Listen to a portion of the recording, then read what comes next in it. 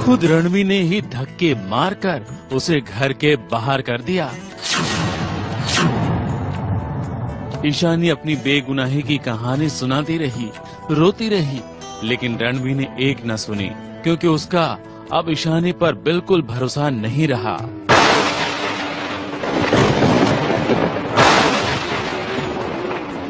इतनी बार, एक बार नहीं 100 बार तोड़ चुके हो मेरा भरोसा, और इस बार शादी शिखर से होने वाली थी, और इसीलिए वो उसी वक्त उसे पता चला कि रितिका क्रिमिनल है और वो मुझे बचाने के लिए आई है ना, तो मुझे रियलाइज होता है कि ये लड़की तो मुझे फंसा रही है। मतलब इस लड़की को सब कुछ याद था कि इसकी शादी शिखर से होने वाली है एंड एवरीथिंग।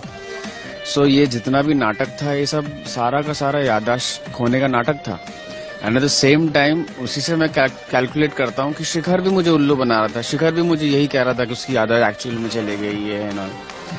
तो मुझे धीरे धीरे समझ में आता है कि ये सारा प्लान था, सारी साजिश थी, लाइक सास बहू साजिश कि मुझे फंसाने की। और आज तो ईशानी के साथ शिखर पर से भी तो भरोसा उठ गया है। अब तो चिराग की मम्मी ने भी आकर ईशानी को दोषी करार दे दिया है। फिर क्या था, रणवी का गुस्सा पहुंच गया 7वें आसमान पर और कर दिया उसने ईशानी के लिए हमेशा हमेशा के लिए अपने दिल के और घर के दरवाजे बंद।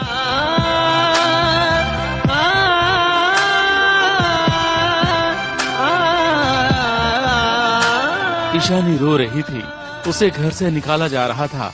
उस समय रितिका बहुत खुश हो रही थी, और हाँ, अम्बा भी। साजिश तो कामयाब कभी हो जाती है, कभी पासा उल्टा पड़ जाता है, तो कुछ ना कुछ चलता ही रहता है। कभी वो जीतती है, कभी मैं जीतती हूँ। तो अभी फिलहाल तो हाँ, of course she is very happy कि रणवीर ने उसको बाहर निकाल दिया। तो धीरे धीरे जो प्लानिंग है वो अल्टीमेट मिशन तक पहुँच रही है। Finally, are you sure? अम्बा सीखी कितनी बार निकल चुकी है, कितनी बार वापस आएगी। खैर, जो भी होता है, ऑडियंस को जहाँ तक मजा आ रहा है, हमारा काम हो रहा है। ईशानी ने रणवी के लिए, उसे बचाने के लिए ही याददाश्त खोने का ड्रामा किया, लेकिन आज उसका ड्रामा उस पर ही भारी पड़ गया और रितिका का ड्रामा काम कर गया। घूम फिर के कहानी वहीं पहुंच गई जहां से शुरू हुई थी। मिलन के बाद जुदाई और जुदाई के बाद फिर मिलन। ये तो रणवी ईशानी की किस्मत बन गई है, इसीलिए उनके साथ बार बार ऐसा होता है।